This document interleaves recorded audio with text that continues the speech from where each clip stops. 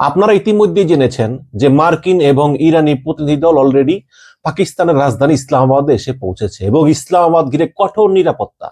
ইসলামাবাদের VIP এলাকা পুরো জনশূন্য করে ফেলা হয়েছে।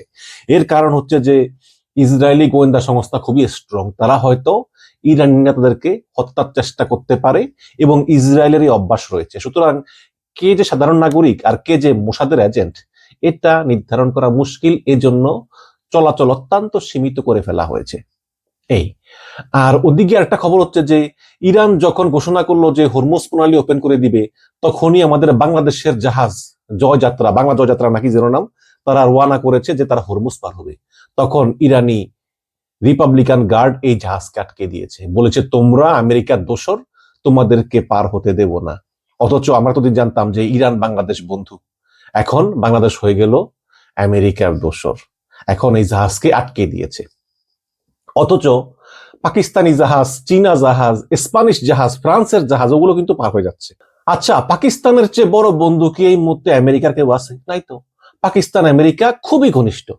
সেই পাকিস্তানি জাহাজ কিন্তু হরমুজ পার হয়ে যাচ্ছে, আর বাংলাদেশি জাহাজ আটকে আছে। কেন আটকে আছে? আমাদের সেই বিখ্যাত ভাড়ায় চালিত পররাষ্ট্রমন্ত্রী, যিনি তার মুখটা বন্ধ রাখতে পারলেন না। প্রথম আমেরিকা হামলা চালিয়েছে ইরানে, তারপর ইরান পাল্টা হামলা চালাইছে আমেরিকাতে এবং মধ্যপ্রাচ্যে।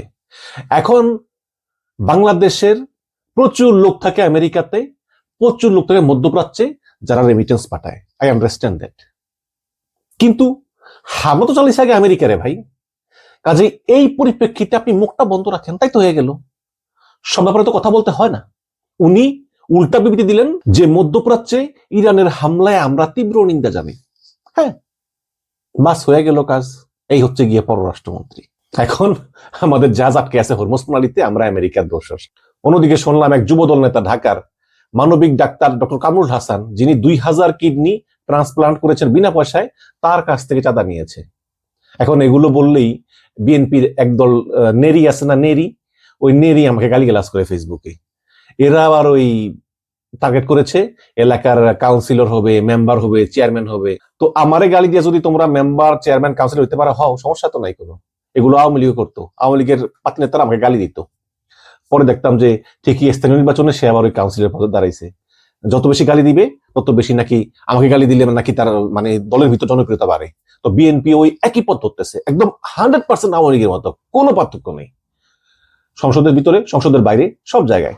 যাই হোক, এগুলো অপ্রাসঙ্গিক। আমরা ফিরে আসি ইরান আমেরিকা যুদ্ধের আলোচনায়। তো বিশ্বের বড় বড় যত মিডিয়া আছে সব পাকিস্তানে ভিড় করতেছে এই আলোচনার খবর সংগ্রহ করার জন্য, অ্যাকসেপ্ট ইসরায়েল। পাকিস্তান ইসরায়েলের সাংবাদিকদেরকে অ্যালাউ করে না, কারণ পাকিস্তান ইসরায়েলকে দেশ হিসাবে স্বীকৃতি দেয় না। সুতরাং ইসরায়েলের কোনো মিডিয়া পাকিস্তান অ্যালাউড না, এবং তারা আসেও নাই। বাদ বাকি বিশ্বের সমস্ত মিডিয়া তারা পাকিস্তানে আসছে এই সংবাদ কভার করার জন্য। এবং ইরানের যে টিম, ইরানের পার্লামেন্টারি স্পিকার বাকের গালিবাফ এবং পররাষ্ট্রমন্ত্রী আব্বাস আরাচি, এই দুইজনকে পাকিস্তান ভিআইপি সংবর্ধনা দিয়েছে। পাকিস্তানের সেনাপ্রধান ফিল্ড মার্শাল আসিম মুনির এবং পররাষ্ট্রমন্ত্রী ইসাকদার দুইজন গিয়ে একদম ভিআইপি সংবর্ধনা, লাল গালিয়া সংবর্ধনা দিয়ে তারা নিয়ে এসেছে।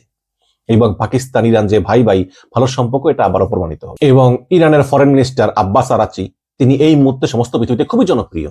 তার কথাবার্তা, উপস্থাপনা, এবং তিনি কিন্তু ব্রিটিশ পিএইচডি হোল্ডার, সুতরাং একজন শিক্ষিত মানুষও বটে।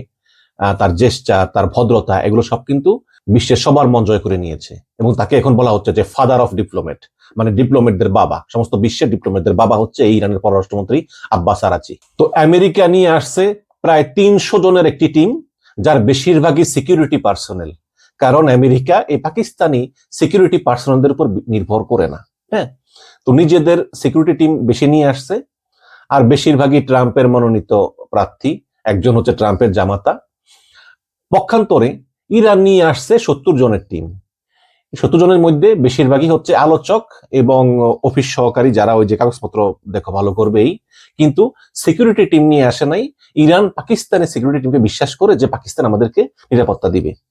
তো এই 70 জন একদিকে খুবই প্রফেশনাল, বয়স্ক এবং উচ্চশিক্ষিত।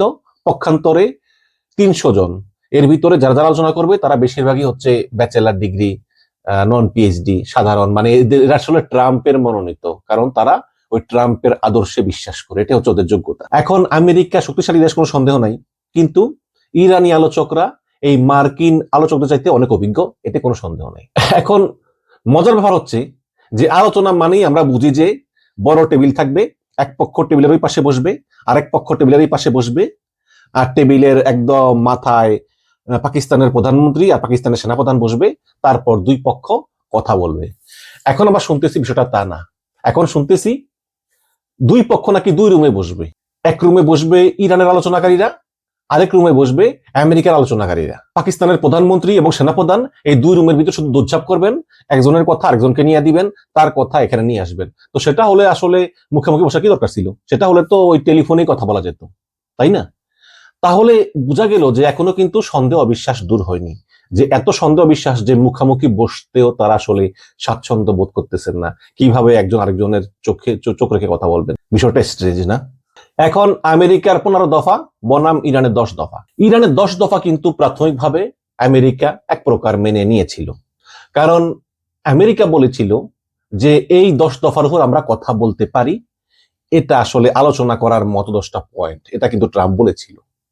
এখন ট্রাম্প এটা আসলেই বলেছিল নাকি চাপে পড়ে বলেছিল? কারণ তিনি বলেছিলেন পুরো সভ্যতাকে ধ্বংস করবেন, মাত্র 1.5 ঘন্টা বাকি ছিল, তখন তিনি সভ্যতা ধ্বংস করতে পারেন না। এই কারণে তিনি পাকিস্তানকে ফোন করে বলেছেন, একটা প্রপোজাল পাঠও, আমি অ্যাকসেপ্ট করি, তাইলে আর আমার এই সভ্যতা ধ্বংস করা লাগবে না, তাই না? তো তিনি বলেছেন যে এই 10 দফার উপর কথা চলতে পারে, এই হিসাবেই আর কি তারা এখন বসেছে। এখন এই 10 দফা আসলে কতটুকু মানবে, কি মানবে সেটা আমি জানি না, তবে যদি কোনো চুক্তি হয়েই যায় তাহলে এটা হবে পাকিস্তানের খুব একটা বড় সফলতা, এবং বিশ্বের ইতিহাস পুরো পাল্টে যাবে। আগামী 100 বছরের যে ইতিহাস, সেটা নতুন ভাবে লেখা হবে, এবং সেখানে মার্কিন আধিপত্যবাদ আর এই নতুন পৃথিবীতে থাকবে না। এবং ট্রাম্প যে খুবই রেস্টলেস হয়ে গিয়েছে, অস্থির হয়ে গিয়েছে চুক্তি করার জন্য, তিনি আর পারতেছেন না যুদ্ধ করতে। যুদ্ধে ঘরের ভিতরে, ঘরের বাইরে, সব জায়গায় সবাই তার বিরুদ্ধে। এটা তার ওই ট্রুথ সোশ্যালের পোস্ট দেখলেই বোঝা যায়। তিনি লিখেছেন যে ইরানিরা যেন বুঝতেই পারতেছে না যে আন্তর্জাতিক জলপথ ব্যবহার করে বিশ্বের কাছ থেকে স্বল্প মেয়াদী চাঁদাবাজি করা ছাড়া তাদের হাতে আর কোনো তাস নেই। আজ তারা বেঁচে আছে শুধু আলোচনার জন্যই, তারা বেঁচে আছে শুধু আলোচনা করার জন্য আমেরিকার সঙ্গে, না হলে তারা মারা যেত। তার একটু তিনি লিখেছেন যে ইরানিরা যুদ্ধ করার চেয়ে ভুয়া সংবাদ মাধ্যম সামলানো এবং জনসংযোগ তৈরিতে বেশি পারদর্শী। ইরান নাকি প্রোপাগান্ডা ছড়ায়, মিথ্যা কথা ছড়ায়। আবার লিখেছেন হরমুজ প্রণালী দিয়ে তেল যেতে দেওয়ার ক্ষেত্রে ইরান অত্যন্ত বাজে কাজ করছে, কেউ কেউ একে অসম্মানজনকও বলবেন। আমাদের মধ্যে এমন কোনো চুক্তি নেই। তার একটু লিখেছেন যে খবর পাওয়া যাচ্ছে ইরান হরমুজ প্রণালী দিয়ে যাতায়াতকারী ট্যাঙ্কারগুলোর কাছ থেকে মাসুল নিচ্ছে। তারা যেন এমনটা না করে, এবং যদি করেও থাকে তবে তা যেন এখনই বন্ধ করে, ইতি প্রেসিডেন্ট ডোনাল্ড জে ট্রাম্প। কিন্তু যেই 10 দফা দিয়েছিল ইরান, এবং আমেরিকা বলছিল আচ্ছা এটা প্রাথমিকভাবে আমরা এটা নিয়ে আলোচনা করব, সবগুলো প্রস্তাবই ভালো, সেখানে কিন্তু লেখা ছিল হরমুজ প্রণালী থেকে ইরান টোল নিবে। তখন মেনে নিলেন কেন? এখন আবার বলতেছেন যে যেন বন্ধ করে, আবার বলতেছেন যে এমন কোনো চুক্তি আমাদের সঙ্গে হয়নি হরমুজ প্রণালী নিয়ে। তাহলে ট্রাম্প কিন্তু একই মুখে দুই কথা বলতেছে, যদিও এটা তার পুরান অভ্যাস, এটা তো নতুন না।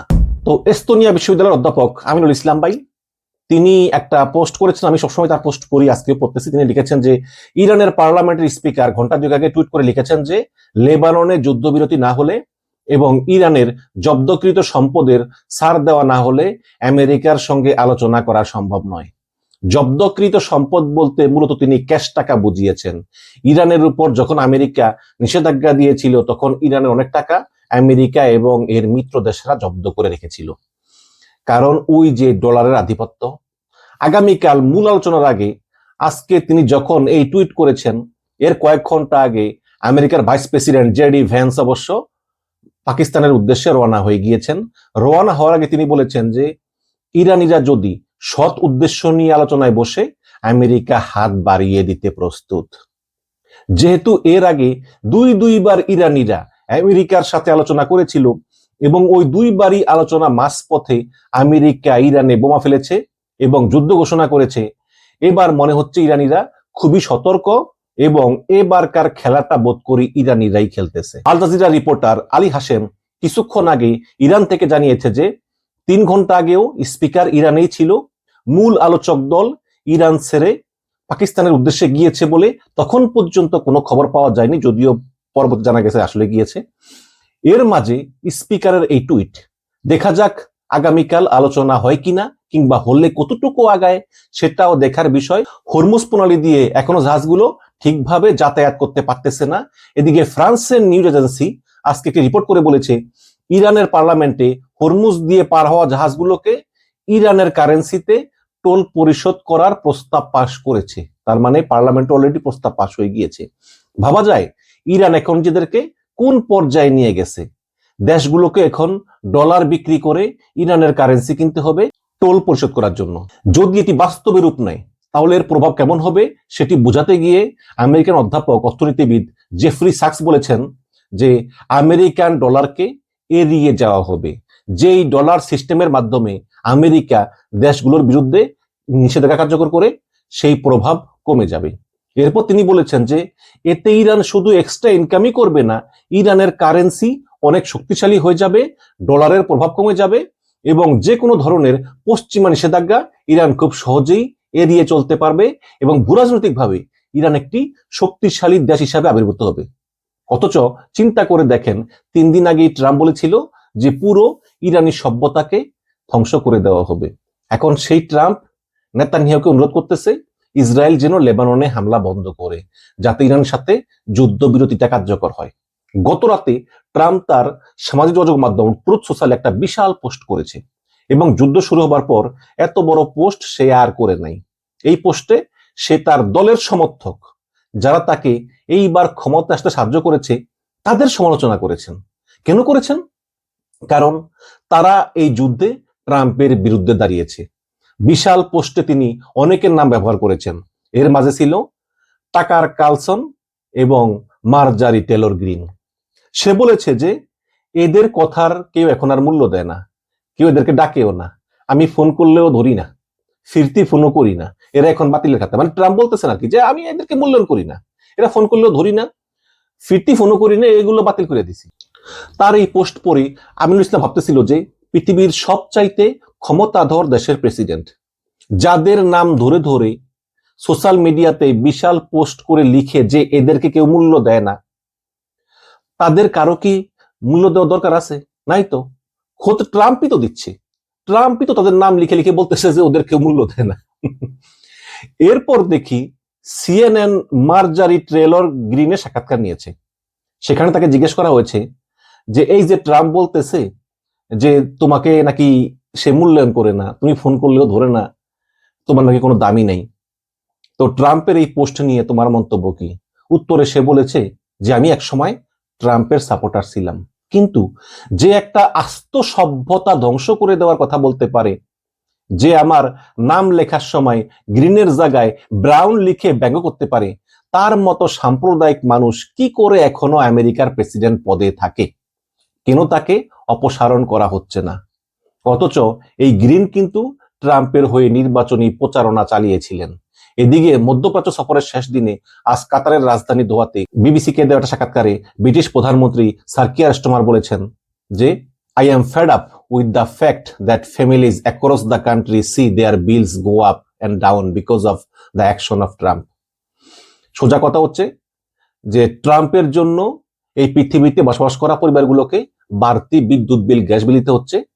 এতে এই পরিবারগুলো বিরক্ত। বোঝাই যাচ্ছে ইংল্যান্ড আর আমেরিকার সঙ্গে নাই।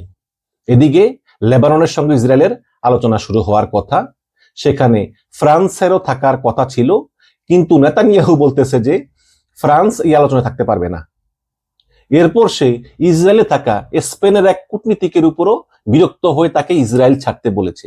দেখে শুনে মনে হচ্ছে যে ইউরোপের সবচাইতে ক্ষমতাধর দেশগুলো এখন আর ট্রাম্প এবং নেতানিয়াহু এই দুইজনকেই পাত্তা দিচ্ছে না। দেখেন আপনি, সমস্ত ইউরোপ যারা খ্রিস্টান দেশ তারাও কিন্তু এই ট্রাম্প এবং ইসরায়েলের উপর থেকে মুখ ফিরিয়ে নিয়েছে। এখন ইসরায়েলের বন্ধু আছে শুধু আমেরিকা আর এই গুটি কয়েক আরব দেশ যারা কিনা রাজতন্ত্র চালু করে রেখেছে, এই 4-5টা আরব দেশ, এছাড়া ইসরায়েলের কোনো বন্ধু নাই। আর এই ট্রাম্প এবং নেতানিয়াহুর মানসিক সুস্থতা নিয়ে আমেরিকান অধ্যাপক ফিঙ্কেলস্টাইন গতকাল রাতে বলেছেন যে আলোচনা যাই হোক না কেন ট্রাম্প ইরান থেকে সরে দাঁড়াবে।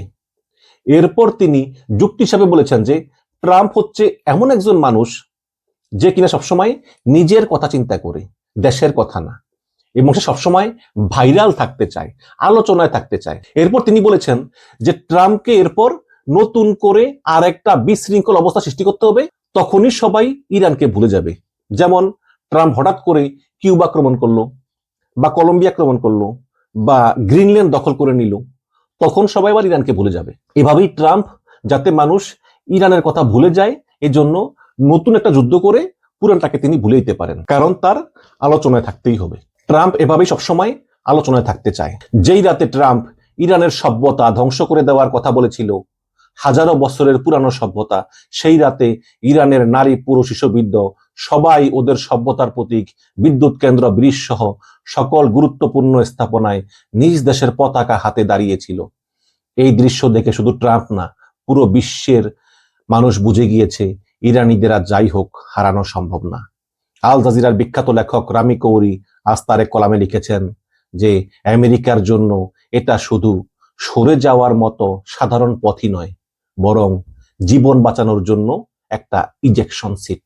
আমেরিকার জন্য কিন্তু ইরানের সঙ্গে এই যুদ্ধবিরতি চুক্তিটা কিন্তু একটা ইজেকশন সিট, আমেরিকার এছাড়া আর কোনো উপায় নাই। হ্যাঁ, ঠিকই পড়েছেন, এই যুদ্ধবিরতি এবং আলোচনাটা সাম্রাজ্যবাদী আমেরিকার জন্য এখন শুধু সরে যাওয়াই নয়, একটা বিমান বিধ্বস্ত হলে পাইলট যেমন ইজেকশন সিটে পুশ করে প্যারাসুট দিয়ে জীবন বাঁচাতে নিচে নেমে আসে, ঠিক সেই অবস্থায় আছে ট্রাম্প এবং আমেরিকা। আমেরিকান সাম্রাজ্য এখন প্যারাসুট দিয়ে জীবন বাঁচাতে নিচে নামতে থাকা ওই পাইলটের মতোই জীবন মৃত্যুর সন্ধিক্ষণে আছে, মাঝামাঝি আছে। দর্শক, আমরাও দেখি কি আলোচনা হয়। সবাই তো এলো, এসে তারা রেস্ট নিচ্ছে, একটু পরে আলোচনা শুরু হওয়ার কথা, তো দেখা যাক আলোচনা কি হয়। তবে আমি না কেমন যেন আশাবাদী না, কারণ আমেরিকা ইসরায়েল এরা তো আসলে এক কথার মানুষ না, এরা বারে বারে আলোচনা করেছে, বারে ভঙ্গ করেছে। বাট আমরা দেখি আসলে ট্রাম্পের মতো লোক, আসলে ট্রাম্পকে নিয়ে কোনো ভবিষ্যৎবাণী করা যায় না। ট্রাম্প হচ্ছে কমপ্লিটলি আনপ্রেডিক্টেবল। সুতরাং আমরাও দেখি আসলে আলোচনা কোন দিকে গড়ায়। ওদিকে ইরানকে দেখে মনে হচ্ছে যে ইরান কোনো ছাড় দিতে রাজি না। সুতরাং দেখা যাক কি হয়। ভালো থাকবেন, আল্লাহ হাফেজ।